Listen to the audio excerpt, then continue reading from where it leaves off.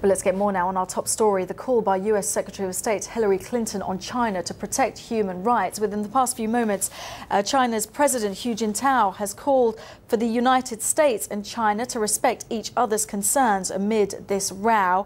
Speaking at the start of the two-day talks, which we've been speaking about, Mr. Hu called for cooperation between the world's two largest economies and warned that any worsening of relations posed grave risks for the world. Well, let's get more on this. We can speak to Cheng Li, who is China Research Director at the think tank, the Brookings Institution in Washington.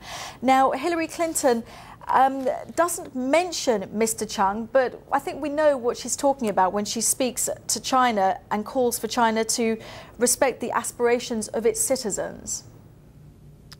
Yes, absolutely, that she expressed American values very well. To a certain extent, he also emphasized this is a universal value because all governments should answer the aspiration for dignity and human rights, rule of law, and no nation should deny that. So that could resonate very well among the Chinese public. It's not a lecture in China to tell Chinese how to behave, how to act in modern world, but rather to say the same aspiration, just like Americans. But do you not feel that there is a danger that America is imposing its will and its values a little bit too much? We've had President Hu Jintao saying that both China and the United States need to respect each other, and then what could be described as a warning because he doesn't want relations to get any worse. It poses a grave risk to the world if that situation does happen. Well, not necessarily, because the fighting for human rights is also start to emerge in China. To a certain extent, Mr. Chen represents this civil rights movement.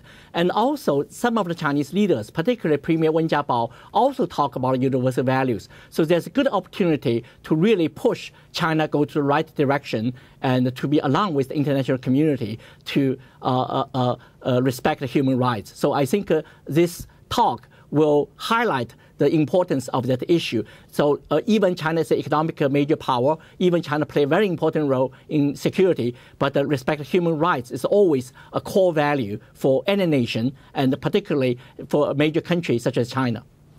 And can I ask you just briefly, I know the situation is complicated, but what do you think will happen to Mr. Chen?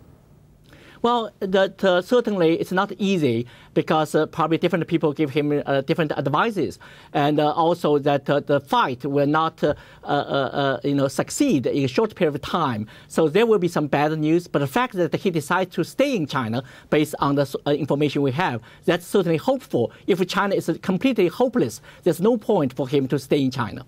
Okay, Cheng Li from the Brookings Institution in Washington, good to talk to you. Thank you. Thank you.